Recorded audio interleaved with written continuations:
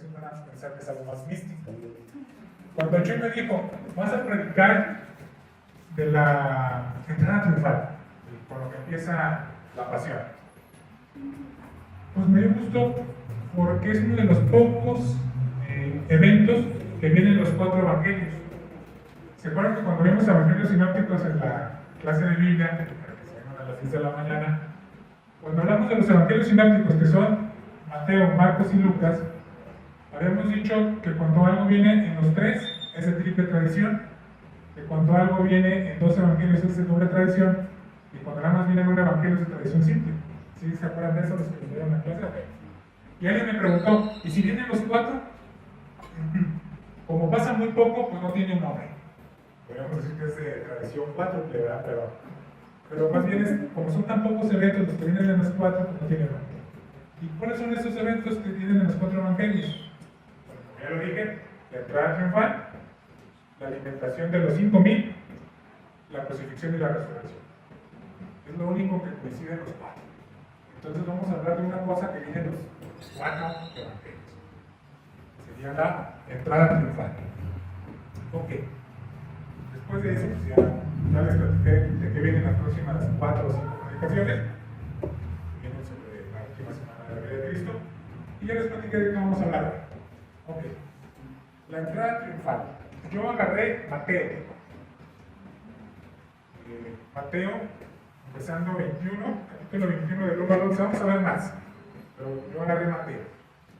Para los que quieran saber de dónde viene el resto, pues en Marcos 11, del 1 al 11, en Lucas 19, del 28 al 40, y en Juan, capítulo 12, del 12 al 19. Primero Mateo 21, ¿qué? Mateo 21, del 1 al 11, Marcos 11, del 1 al 11, Lucas 19, del 28 al 40, y Juan, capítulo 12, del 12 al 19. Ahí es en donde vienen los 4 evangelios. Entrada triunfal. La mayoría de las Biblias hacen referencia. Hoy me traje esta Biblia. El tema lo preparé con Reina Valera 1960. Pero para esta ocasión me traje esta Biblia. Una Biblia católica, es del padre Agustín Magaña. Es la única traducción completa hecha por un mexicano de la Biblia. No lo hizo de los lenguajes originales, sino de la Septuaginta. Pero no lo traje por nada en especial, sino por una cosa bien sencilla. Trae una representación gráfica de la entrada del Señor a Jerusalén. Es conocida como la Biblia del burrito. ¿Por qué es conocida como la Biblia del burrito? Porque vemos a nuestro Señor Jesús con su dibujito. Claro, no estoy promoviendo la idolatría, pero es un dibujito de Jesús entrando a Jerusalén. ¿Ok? Por eso la traje, no por otra razón. Ok. Mateo 21, vamos al texto. ¿Qué dice el texto? Siempre predicación expositiva. Del 1 al 11. Cuando se acercaba a Jerusalén y llegaba a la vista de Betfagé, al monte de los olivos, mandó a 2 de sus discípulos con esta recomendación: vayan al caserío que ven ahí enfrente. Luego encontrarán una burra amarrada y un burrito con ella. Desátenla y tráiganla. Y si alguno les pregunta algo, le dirán: el Señor los necesita y pronto los devolverá. Esto sucedió para que se cumpliera lo que estaba escrito por el profeta: decida la hija de Sión, mira cómo tu rey viene a ti muy apacible, montado en una burrita, sobre un burrito hijo de la que lleva el yugo.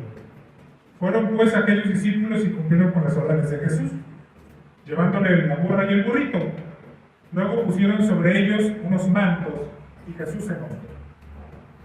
La gran mayoría de aquel gentío tendía sus mantos sobre el camino, mientras que otros cortaban ramas de los árboles y las tiraban sobre el camino. Las muchedumbres que iban delante de Jesús y las que le seguían gritaban: Hosana, Hosana, Hosana, Hosana, al Hijo de David. Bendito sea el que viene en el nombre del Señor. Hosana en los altísimos cielos. Al entrar Jesús en Jerusalén, la ciudad entera se alborotó preguntando a las gentes: ¿quién es este? Y la muchedumbre respondía: este es el profeta Jesús de Nazaret de Galilea. ¿Ok? Esta es la entrada de Jesús a Jerusalén. ¿Qué es Betfagé o Betfagé? Es un pequeño poblado que está cerca de Betania. ¿Por qué se toma esto como la entrada de Jesús a Jerusalén si todavía no llega a Jerusalén? Está en Betania. Los que vinieron a la clase de Biblia se acordarán cuando vimos esto, que cuando se celebraba la Pascua, la ciudad de Jerusalén multiplicaba su población en el doble o el triple, porque llegaban judíos primero de toda Galilea y luego llegaban judíos del extranjero, de Alejandría, de Roma, etc. Todos llegaban a celebrar la Pascua en Jerusalén, porque las leyes judías decían que los judíos debían ir a Jerusalén en la Pascua, a celebrar la Pascua judía. Entonces, la ciudad tenía, esto es lo que relatan unos expertos, decían, la ciudad tenía 80,000 habitantes, pero en tiempos de la Pascua podían tener hasta 250,000 habitantes. Otros, Samuel Michelén, un pastor bautista, dice que no, que la población puede ser hasta 1 millón y llegaban 2 millones de visitas. Como sea, cualquiera de las dos versiones, la población se triplicaba. Entonces, si todos tenían que dormir en Jerusalén, en la ciudad no había suficiente espacio para que la gente pernoctara, para que vinieran ahí. Se hubieran llenado las plazas y los huecos. ¿Sí me explico? ¿Qué fue lo que hicieron las autoridades judías? Ampliaron lo que era el distrito de Jerusalén, el distrito legal de Jerusalén, a todos los pueblitos aledaños, entre ellos Betania, y Betfagé, que es un pobladito que estaba al lado de Betania, donde estaba también el Monte de los Olivos, que era donde Jesús pasaba la noche cuando iba a Jerusalén a la Pascua. Es decir, legalmente, si tú dormías en Betania, es como si estuvieras durmiendo en Jerusalén, para cumplir con la ley judía. Autorizaban a los pueblitos aledaños para que tú pudieras cumplir con la ley. Si dormías en Betania, es como si legalmente durmieras en Jerusalén. ¿Por qué? Pues porque era mucha gente. Entonces, para que todos pudieran encontrar albergue, pues autorizado para los pueblitos cercanos, el territorio de Jerusalén. Por eso es que Jesús iba a Jerusalén y luego regresaba a dormir a Betania, al Monte de los Olivos. Ok. Y Jesús ya les dice: vayan, está él todavía en Betania, y les dice: vayan al poblado que está aquí a un lado, el caserío, y van a encontrar una burrita con su burrito. Un burrito que nadie había montado. Tráiganmelo. En Mateo dice que traen los dos. En los otros tres dicen que nada más les llevan al burrito. Pero en Mateo habla de los dos. Y les dice, y si alguien les pregunta ¿por qué se llevan al burrito? Díganle, el Señor lo necesita y lo va a devolver. ¿Ok? En Marcos sucede, en el relato de Marcos sucede. Si sale el dueño del burrito y les dice: ¿qué onda? ¿A dónde llevan mi burrito? Y él les dice: el Señor lo necesita y lo va a devolver, y se los presta, ¿verdad? Aquí empiezan los comentarios. Bueno, MacArthur dice: ¿cómo es posible que Jesús supiera que iba a estar el burrito amarrado? Jesús no tuvo tiempo de hacer preparativos para ir a Jerusalén. Entonces, aquí MacArthur dice: aquí se ve la omnisciencia de Jesús. O sea, Jesús comparte con Dios su sapiencia y sabe que va a haber un burrito ahí, y conoce el corazón del dueño del burrito y sabe que se lo va a ofrecer. Entonces ahí MacArthur dice: Jesús es Dios y Él sabe lo que va a pasar. Pues es una explicación válida. Entonces usted sabe que va a pasar esto y le van a prestar al burrito. Ahora, sobre un pollino, hijo de un animal de casa. Un animalito joven que nunca había sido montado. Le pusieron un manto y Jesús lo montó. Marcos, Lucas y Juan mencionan al burrito, pero no mencionan a la burra. ¿Por qué Mateo sí? ¿Por qué Mateo sí menciona a la burrita? Y se pregunta eso, se preguntan varios por qué él sí la menciona. La respuesta corta es para cumplir con Zacarías 9:9. Bien. Ahora sí voy a... Si pones ahí Zacarías normal.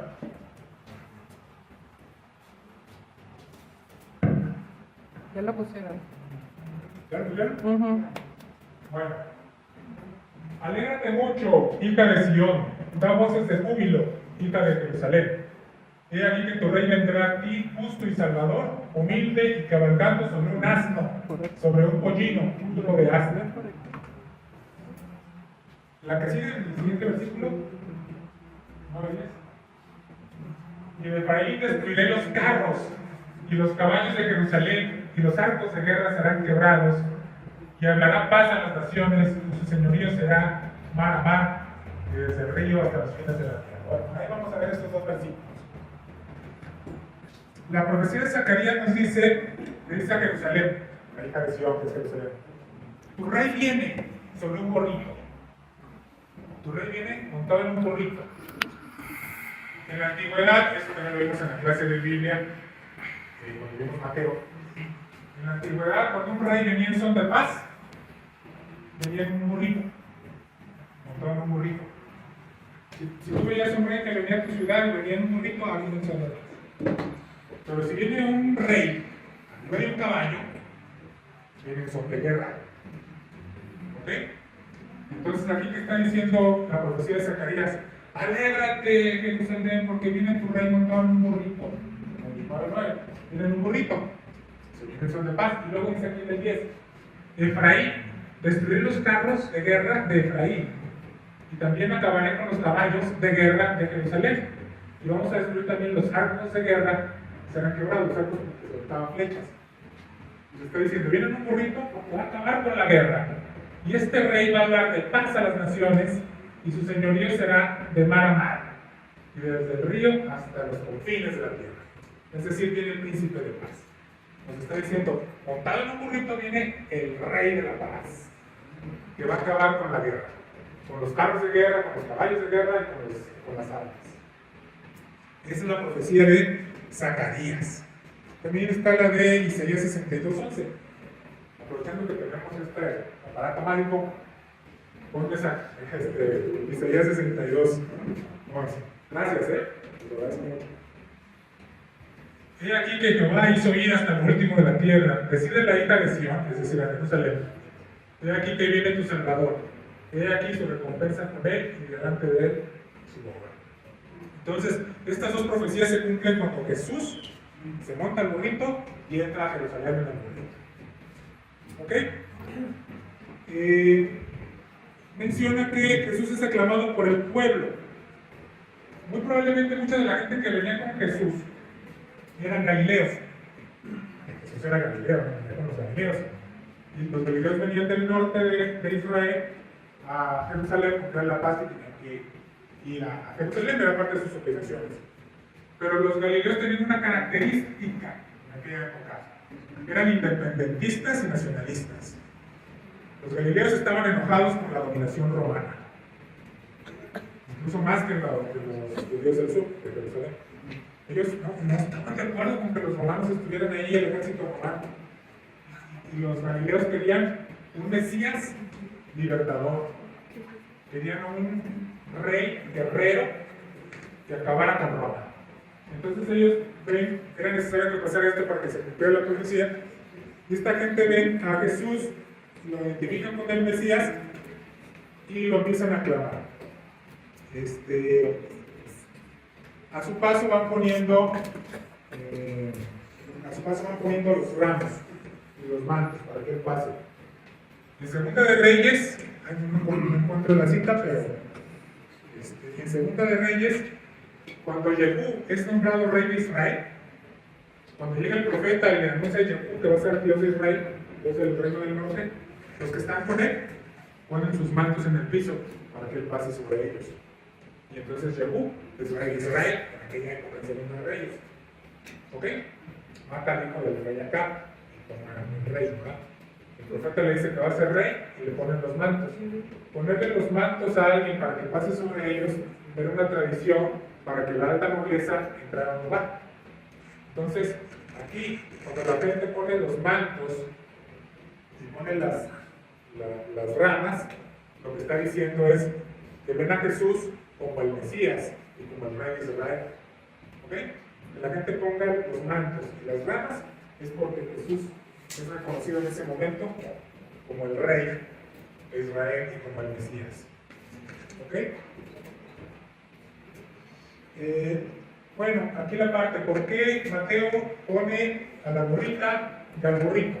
Ya lo dijimos, fue para cumplir con la profecía. Pero otros habían dado otras explicaciones. MacArthur, en la Biblia de Estudio MacArthur dice que seguramente llevaron a la burra para que el burrito cooperara. Pero que se prende la mamá, pues el burrito se va a venir atrás. Y lo mismo dice la Biblia de Estudio de la Biblia del Mundo Hispano, la que antes era casa de Bautista de Publicaciones, la Biblia de la Nota del Mundo Hispano. También dice, pues seguramente se trajeron a la burra para que el burrito se venga atrás. La Biblia de Latinoamérica da otra explicación, una parecida a la que ya hemos dado nosotros. Se acordarán que cuando vimos a José Luis Sicre, explicando el Evangelio de Mateo, vimos que él ponía, donde otros ponían un endemoniado, él ponía dos endemoniados. Y donde otros ponían un ciego, él ponía dos ciegos. ¿Por qué ponía doble todo? Porque en la ley judía se necesitaban dos testigos para que tuviera validez un testimonio. Entonces, si Marcos ponía un ciego, y Mateo, que era más judío y que estaba escribiendo a los judíos, pues ponía los ciegos. Y si los demás ponían un endemoniado, pues Mateo ponía dos endemoniados para que tuviera validez el testimonio. Eso decía José Luis Sicre en su explicación. Y aquí la Biblia de Latinoamérica, que es una Biblia católica que se vende mucho aquí, los que más se venden, él dice, pues a veces por eso que pone dos burritos, un burrito y una burrita. Y yo hace muchos años cuando vi esta explicación dije, pues sí. Pero estuve reflexionando sobre esta explicación y yo dije, bueno, para empezar, no aplica porque son animalitos. Y la segunda no aplica porque una es burra y burro. Y se acordará cuando vimos esto en la clase dominical, que ese día no estábamos José y yo, y había como 5 mujeres. Y les dijimos, si aquí pasa algo, nada más José y yo podemos testificar, porque somos hombres. Y ustedes son mujeres y no pueden testificar según la ley judía. ¿Ok? ¿Sí? Nada más José y yo podemos testificar de lo que pasara en ese momento. Ustedes pueden ser 5, pueden ser 10, pueden ser 100 mujeres. Nada más el testimonio de José y mío es válido. Y si nada más estuviera yo, porque José no viene, pues nada más mi testimonio es válido, pero como nada más soy uno, no es suficiente prueba. Aunque hubiera 100 mujeres, no cuenta su testimonio, porque así es la ley judía. No estoy diciendo que esté bien, claro, si no, pues me va como me va. Entonces aquí en el asunto está en que pues, es una burrita y además son animales que no aplican. No por esa es la razón por la que Mateo pone dos. La razón es que Mateo está escribiendo a los judíos y siempre está poniendo, como dijo el profeta, para que se cumpla la profecía. Entonces, Mateo pone a la burrita y al burrito para que se cumpla la profecía de Zacarías, que dice que había una burrita y un burrito, por eso él pone dos. Porque él siempre está cumpliendo las profecías para su audiencia judía, para sus lectores judíos, ¿verdad? Les está demostrando que Jesús es el Mesías con las Escrituras. Esa es la razón por la que pone eso, ¿no? Entonces la Biblia de Latinoamérica aquí le falló. Según yo, ¿verdad? Y ya empieza Jesús a entra como el líder, pero no era el líder militar que esperaba, ¿verdad? Aclamaban a Jesús como rey. Y puedes decir que Jesús es el rey. Aquí pasa algo. Esta misma gente, el domingo de Ramos, cuando entra Jesús, lo están aclamando como rey. El jueves y el viernes son los que están gritando crucifican. Estas personas que aclamaban a Jesús como rey el domingo de Ramos, el fin de semana eran los que estaban gritando crucifícalo. Porque tú puedes decir que Jesús es rey con tu boca, pero no es el rey de tu corazón, el rey de tu vida. Cuando tú verdaderamente dices que Jesús es rey, es porque vas a obedecerlo. y vas a vivir conforme a lo que Él te manda. En este caso no, ellos tenían su imagen de lo que debería ser el Mesías, ellos ya se habían hecho la imagen de lo que tenía que ser el Mesías, un líder militar que expulsa a los romanos. Pero como el Mesías que les envía a Dios no es ese Mesías, sino es un Mesías que los libera del pecado, que los va a liberar del pecado, no es el Mesías que ellos quieren, entonces lo rechazan. Aquí la cuestión es esta: el Mesías que Dios te envió no es el que tú quieres, es el Mesías que Dios quiere. Y si Dios dice, este es el Mesías, este es el Mesías que tú tienes que obedecer y aceptar. Nosotros estamos dispuestos, y esto lo vimos alguna vez que vimos Génesis, todo el mundo está dispuesto a aceptarle a Dios todos los roles, menos el de rey. Dios es eterno porque está antes de la creación del mundo. Ah, sí, Dios es eterno. Bien. Dios es el creador porque Él hizo el mundo. Ah, está bien, pues Él hizo el mundo. Dios hace milagros y sana a gente que está enferma. Ah, pues qué bien, es un Dios milagroso, que da vida, qué bien. Pero cuando le dices a la gente, Dios es rey, y tienes que, como eres el rey, tienes que entregarle tu vida a Dios y obedecerlo, es ahí donde la gente no acepta ese rol de Dios. Pueden aceptar todos los roles de Dios menos el de rey. Y acá vamos a ver lo mismo.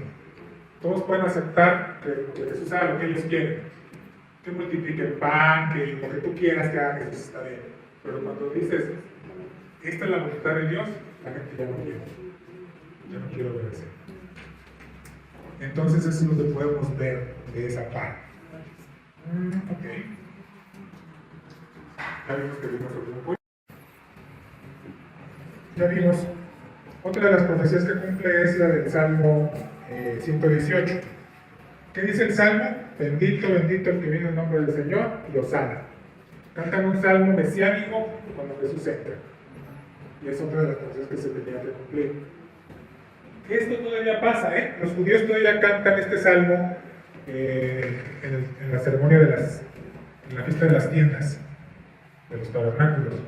Hay videos en internet donde por ejemplo, en la sinagoga de Roma, que es una de las más antiguas del mundo, y que llevan un registro de que las familias que están ahorita en la sinagoga son las mismas que estaban en el tiempo de Jesús.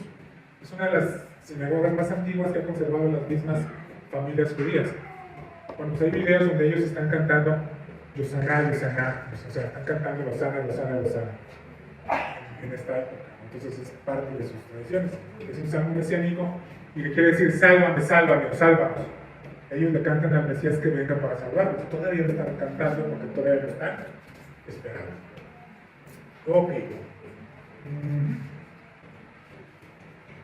Ya vimos esa parte, ¿no? De que Jesús entró. Que era Jesús en la Biblia. Y entonces ahora voy a hablar dos temas más, además de la entrada, pero todavía dentro de este género. Y dice, el Hijo de David entra al templo, la purificación del templo y la purificación del pueblo. Dios quiere purificar su templo, que ya no va a ser el templo de ladrillos, sino Jesús. O sea, ya es un templo purificado. Y también quiere purificar a su pueblo. Versículo 12, capítulo 21, versículo 12. Luego entró Jesús en el templo y echó de ahí a todos los que vendían y compraban en aquel recinto. Volteó las mesas de los que cambiaban dinero y las sillas de los que vendían palomas y les dijo: escrito está, mi casa se llamará casa de oración, mas vosotros la habéis convertido en cueva de ladrones. Estando en el templo acudieron a él ciegos y cojos y los curó. Pero al mirar los príncipes de los sacerdotes y los escribas, los milagros que hacía, y cómo los jóvenes gritaban en el templo, Hosana al Hijo de David, se enojaron y le dijeron: ¿qué no oyes que la gente, lo que está gritando la gente? Y Jesús les dijo: sí, los estoy oyendo. ¿Qué nunca escucharon, nunca leyeron ustedes de la boca de los chiquitos y de los niños de pecho? ¿Sacaste magnífica alabanza? Dejándolos, salió de ahí y se fue a Betania a pasar la noche. Ok, Jesús entra al templo, la purificación del templo. Llega Jesús y ve que hay un montón de gente vendiendo cosas. Hay unos cambistas que cambian monedas y hay gente vendiendo animalitos para los sacrificios. Palomas para los pobres y borreguitos para los más ricos. Ok, llega y ve esto. y se enciende. Se enciende su ira santa, su celo, ¿no? Y se enoja y empieza a voltear las mesas de los campistas. Otros relatos dicen que hizo amarró unas cuerdas y les empezó a dar. Voltear las mesas y les dice a los de las palomas también lléguenle. También regaña a los que están comprando. Y en algunas versiones los sacerdotes salen y lo confrontan, en otras nada más le preguntan que si no hay lo que canta la gente. ¿Qué es lo que pasaba? ¿Por qué había cambistas en el templo? Ok, se supone que los judíos tenían que darle ofrendas a Dios también en dinero. Pero las monedas romanas y muchas monedas que circulaban en aquel tiempo traían la cara del César. La cara del César. Las monedas romanas tenían, cuando habían sido impresas, acuñadas, es el término correcto. Impresos los billetes, las monedas acuñadas. Cuando se acuñaban las monedas, en tiempos de Julio César, pues traían la cara de Julio. Cuando se acuñaban las monedas en tiempos de Augusto, traían la cara de Augusto. Y más adelante, en el futuro, pues, cuando las acuñaban en tiempo de otro de los emperadores, traían la cara del emperador de esa época. ¿Sí me explico? Y según los romanos, el emperador es hijo de Dios y es un Dios, ¿no? Entonces, las monedas de aquel tiempo para los judíos eran idolatría. Ellos no le podían ofrecer esas monedas al Dios de Israel en el templo porque sería idolatría, porque traen una imagen de un hombre, ¿no? Pero había unos dracmas griegos, dracmas es una moneda griega, que no tenía acuñado nada, era de plata planita, limpita, diríamos, ¿no? Una moneda limpia. Y esa moneda sí se permitía que se ofreciera en el templo. Entonces, ¿qué es lo que pasó? Pues llegaba la gente de Alejandría, de Roma, de varias partes del imperio con sus monedas, pero no las podían llevar al templo, porque pues no se las aceptaban. Tenían primero que cambiarlas por dracmas, por monedas limpias. Entonces, pues es como, claro, esto como una ganancia.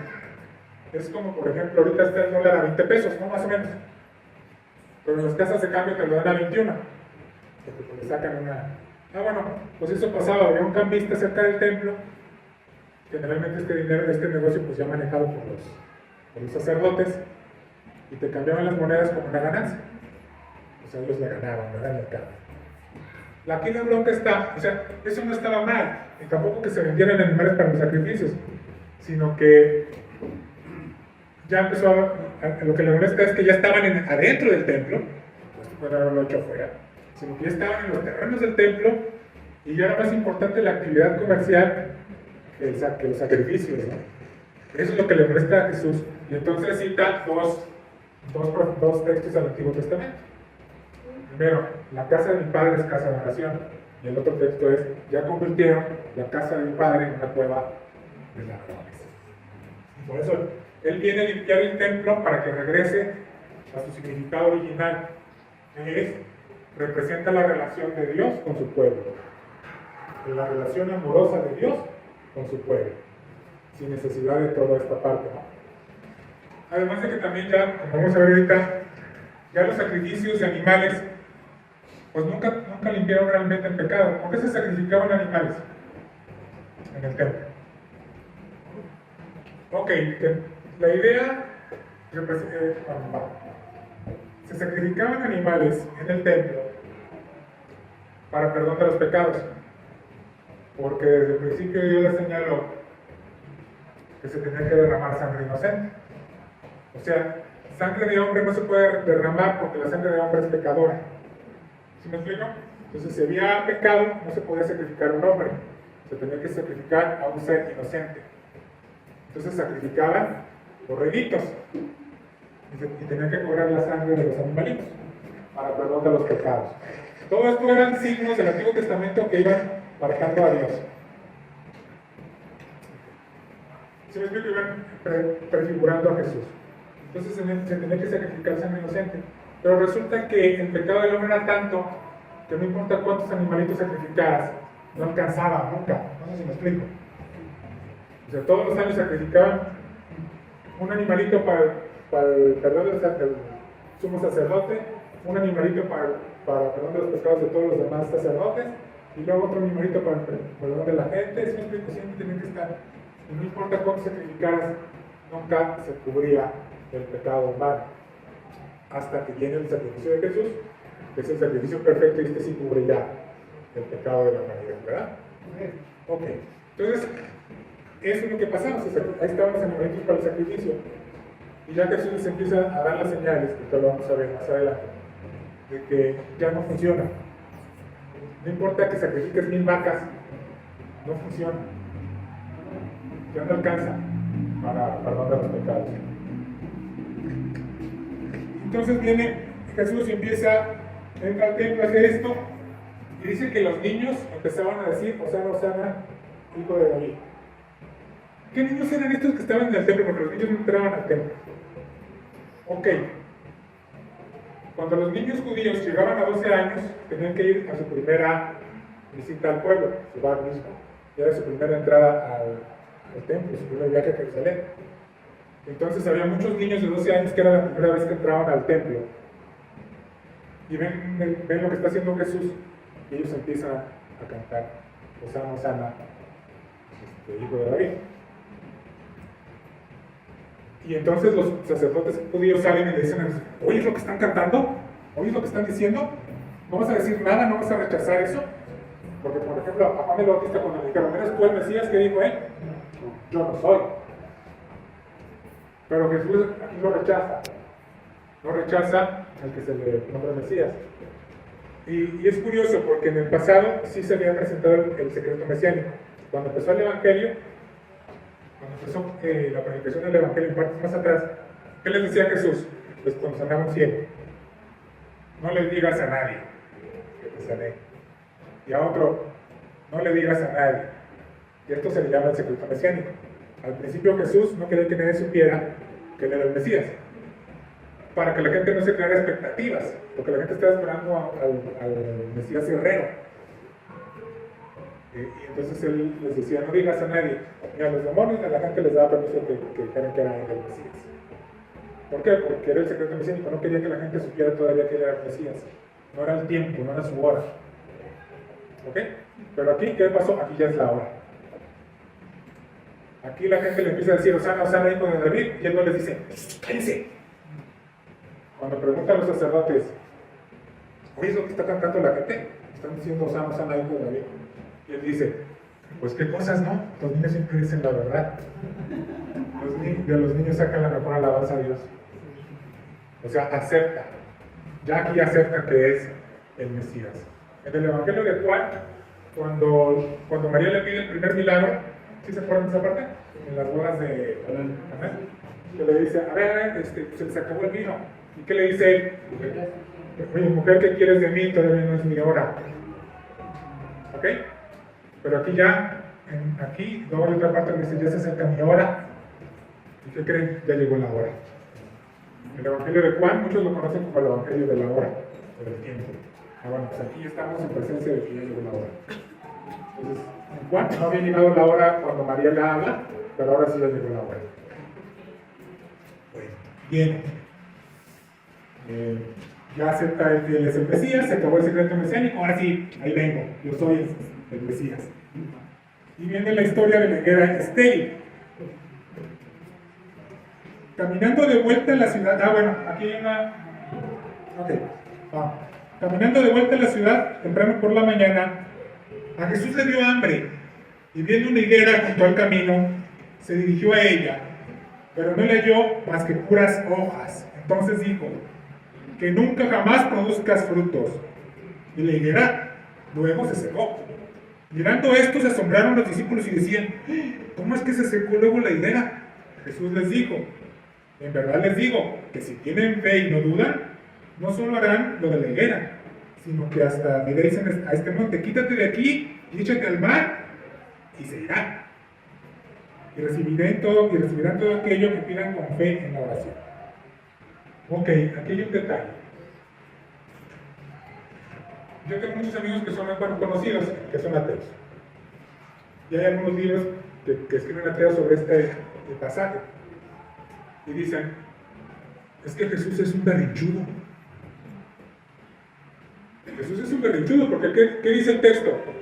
No era tiempo de higos. Y Jesús ve una higuera, y va a la higuera, y como no tiene fruto, le dice que se seque. Entonces ellos dicen, es que es un berrinchudo, le está pidiendo a la higuera que dé frutos cuando no es tiempo de frutos. Dicen, es un berrinchudo. Lo que pasa es que esto tiene otra lectura. En el Antiguo Testamento, cuando se habla de la higuera, está hablando del pueblo de Israel. Otra parábola que es muy clara. En realidad Jesús está diciendo aquí dos cosas. Primera cosa, el pueblo de Israel no dio el fruto que se esperaba. ¿Ok? Entonces se les va a quitar lo que se les había dado y se les va a dar a otro pueblo, a la iglesia cristiana. ¿Ok? O sea, ustedes ya no están dando fruto, voy a hacerme otro pueblo que no haya fruto. Y otra cosa es, está hablando del sistema cultural. La higuera representa al templo y al sistema cultural. Y el templo y su sistema de sacrificios ya no puede dar fruto. O sea, no da fruto y ya no va a poder dar fruto porque ya pasó su tiempo. ¿Cuál tiempo viene? El tiempo de Jesús. Ahora el templo es Jesús. Y el sacrificio perfecto que perdona pecados es Jesús. Ya el templo ya no puede perdonar pecados. Ya pasó su tiempo. Ya no es el tiempo del templo, ya no es el tiempo del sistema cultural antiguo, del culto antiguo. Ahora es el tiempo de Jesús. Y ese tiempo empieza ahora con Jesús y la higuera ya se secó. ¿Ok? Ya la higuera ya no va a dar frutos. El sistema antiguo ya no va a dar frutos, ahora es Jesús. Y eso, pues, los que estudian la Biblia literalmente, por ejemplo los ateos cuando leen la Biblia, dicen, pues ¿qué onda con esto? ¿No? Es un necio, es un berrinchudo. No, es que Jesús está hablando de esto. Y otra cosa, ya dijimos que Jesús entró caminando en un burrito. Vino un son de paz, y eso abrió un tiempo de gracia. Y todavía estamos viviendo ese tiempo de gracia. Ese tiempo de gracia que dice la Escritura, búsquenme y me van a encontrar. El que me busca me va a encontrar. ¿Ok? Y también conocidos ateos que dicen, es que la Biblia es contradictoria porque dice cosas que se contradicen. En una parte dice, búscame y me encontrarás. Y en otra parte dice, te buscarás y no me encontrarás. Dicen, es contradictoria. Lo que pasa es que son dos tiempos diferentes. En este tiempo que estamos viviendo, es el tiempo de la gracia que se dio con Jesús sentado en el burrito. Es el tiempo de la gracia y es el tiempo que tenemos para buscar a Jesús. Búsquenlo, búsquenlo, búsquenlo, búsquenlo. Porque va a haber un tiempo que este tiempo va a pasar. Apocalipsis 19:11.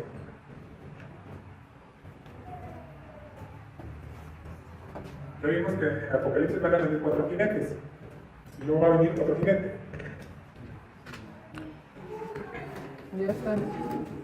19:11. Bueno, me lo vas pasando.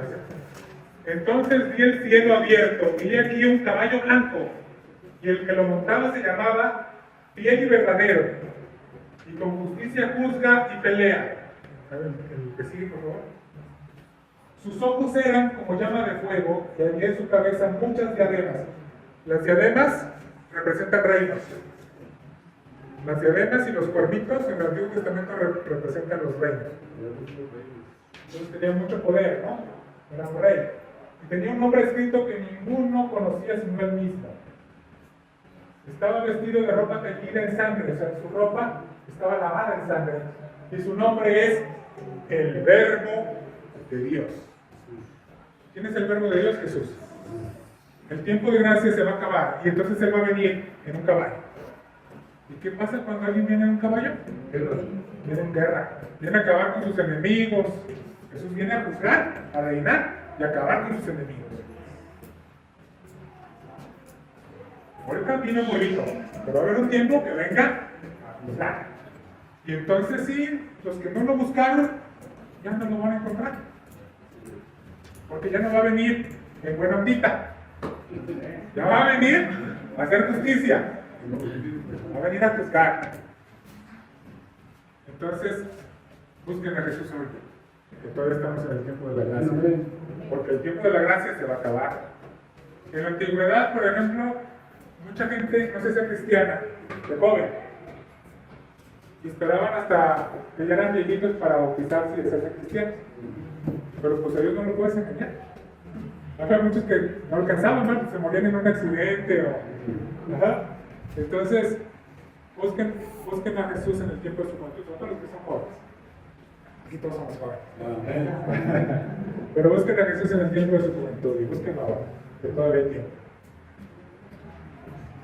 Esa es la idea de la entrada de Jesús en burrito, que cumple todo eso, y también es la idea de la higuera, del ministerio que... Y luego basa la cuestión de Jesús sobre su autoridad.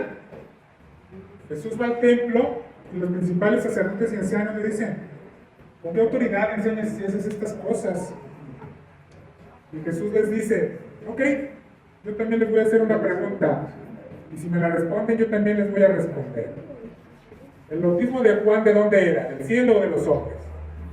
Pero ellos se pusieron a discutir unos con otros diciendo: si decimos que era del cielo, nos va a decir entonces por qué no le hicieron caso y no le creyeron.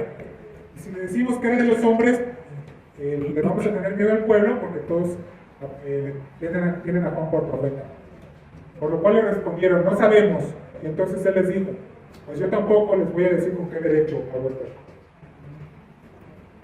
Jesús siempre estuvo dispuesto a dar respuestas a las autoridades judías, pero en esta ocasión no les contesta.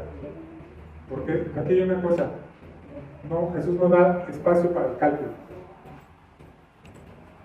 Él les dice: vino Juan, ¿era enviado por los hombres o era enviado por Dios? Ellos dicen: si decimos que era enviado por Dios, nos va a decir, porque no le hicieron caso. Y si decimos que era enviado por los hombres, pues entonces la gente se nos va a echar encima. Aquí es esto: uno siempre tiene que estar dispuesto a dar razón de lo que cree y por qué lo cree, sin cálculo político y sin cálculos. A ellos no les contesta porque ellos están hablando de su cálculo. Si ellos hubieran dicho lo que sentían, él les hubiera contestado. Pero ellos les estaban poniendo una trampa, querían agarrarle una trampa, y entonces él les contesta con una pregunta. Bueno, ¿y esto? Porque Jesús también lo tenía como profeta, entonces él les da una respuesta indirecta a su pregunta, porque lo querían enganchar. Y vámonos hasta el reino exige frutos, versículo 33. Oigan esta otra parábola. Una vez había un propietario que plantó un viñedo, lo cercó alrededor, cavó un lagar en él, levantó una torre y luego lo alquiló a unos viñadores y se fue de viaje. Cuando ya se aproximaba el tiempo de la vendimia, mandó a unos criados para que se recibieran su parte de los frutos. Pero los viñadores los agarraron, los golpearon a unos y mataron a otro y apedrearon a otro. Otra vez mandó a otros criados en mayor número que los primeros, pero los viñadores los trataron del mismo modo. Les mandó por último a su propio hijo pensando: a mi hijo sí lo van a respetar. Pero cuando aquellos campesinos lo vieron, se dijeron los unos a los otros: este es el heredero. Vamos a matarlo para adueñarnos de la herencia. Luego lo agarraron, lo echaron fuera del viñedo y lo mataron.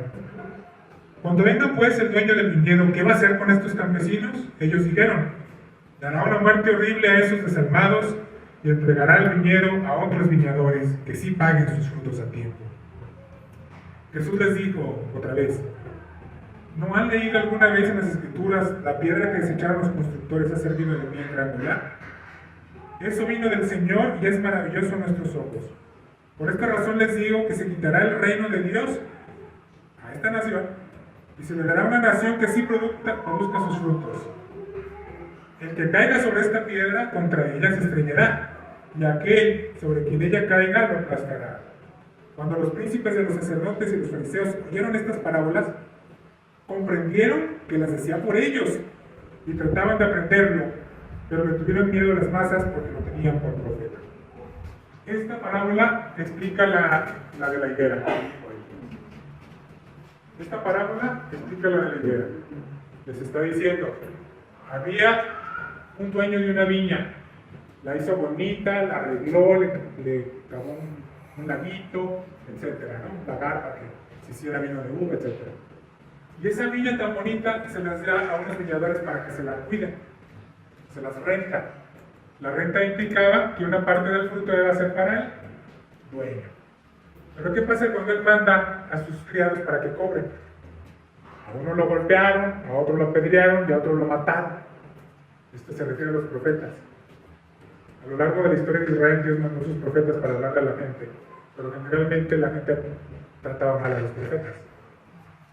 ¿Ok? ¿Qué pasa? Dice, bueno, pues les mandó profetas, los trataron mal. Les mandó más profetas y los volvieron a tratar mal.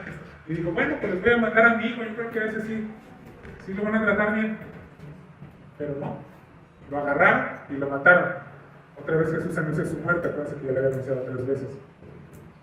Y él les dice, ¿saben qué va a pasar?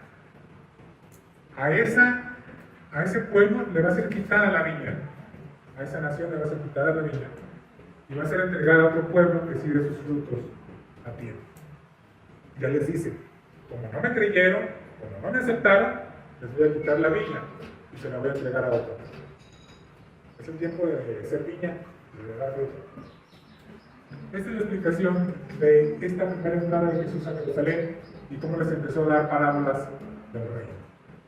Ya Jesús entra a Jerusalén, empieza el tiempo fuerte, la última semana de su vida, entra en un burrito y les empieza y acepta ya el título de Mesías. Ahora sí ya, sí dice, yo soy el Mesías. Ya llegó mi hora. Les da el aviso y ya les explica lo que va a pasar. En el Evangelio de Lucas, Jesús llora. Cuando Jesús entra y la gente lo está aclamando, Jesús llora. Porque él sabe que esa misma gente lo va a rechazar en pocos días. Y el rechazo viene el juicio. Esa gente rechazó a Jesús y en una Pascua, justamente 30 y tantos años después, 30 y tantos, casi 40 años después, pero también en una Pascua, el general Tito entró y destrozó y destruyó Jerusalén. Destruyó el templo y destruyó toda Jerusalén. ¿Ok? Rechazar a Dios tiene sus consecuencias. Este pueblo que rechaza a Jesús después tiene que sufrir la destrucción de Jerusalén y la destrucción del templo. Eso es la entrada, el primer día de Jesús en Jerusalén para su última semana de vida. Después de esto, pues ya se regresó, ¿verdad?, a pasar la noche en Betania. ¿Ok? Esta es la predicación. Espero que no, si se me pasó algo personal, espero que Dios lo quite y lo limpie y que quede en sus corazones lo que Dios les quiere decir esta Semana Santa. Bueno, esta Semana Santa que estamos predicando, ¿verdad? Este es el último tiempo, el tiempo largo. Ok. Padre, te doy muchas gracias porque me has permitido leer tu palabra a los hermanos, porque me has permitido hacer algunos comentarios sobre tu palabra. Señor, te pedimos que en este tiempo de gracia, en este tiempo de burrito, nuestro corazón esté dispuesto a buscarte, Señor. Que te busquemos como locos, Señor, hasta encontrarte. Señor, tú has dicho que todavía estás ahí para encontrarnos. Permite que te encontremos, Señor. Bendice a tu pueblo, Señor, en esta temporada dura, Señor, en esta temporada que se viene de Semana Santa, esa temporada fuerte, para que todos estemos en comunión contigo y te buscamos, Señor. Limpia nuestros corazones. Tú purificaste el templo, Señor, y has dicho que nosotros somos templo del Espíritu Santo. Jesús vive en mi corazón y yo soy templo del Espíritu Santo, Señor. Límpiame, Señor, para que puedas estar en mí. Señor, permite que mi vida sea una vida de testimonio y de cumplimiento. También dame la humildad y la sabiduría para que cuando yo diga Jesús es Rey, sea el Rey de mi vida. Que esté dispuesto a obedecerlo, Señor. Tú eres el Rey, Señor. El Rey de nuestras vidas, Señor. Que nosotros entendamos eso para que puedas vivir en nosotros. El reino ya está aquí, entre nosotros, aquí y ahora. Ahorita, pero todavía no dicen los teólogos, pero ya está entre nosotros, entre los que somos seguidores Cuando te preguntaron sobre tu reino, tú dijiste, Señor, mi reino no es de este mundo. Era verdad, porque tu reino está entre tus seguidores, Señor, entre los que ya lo están viviendo.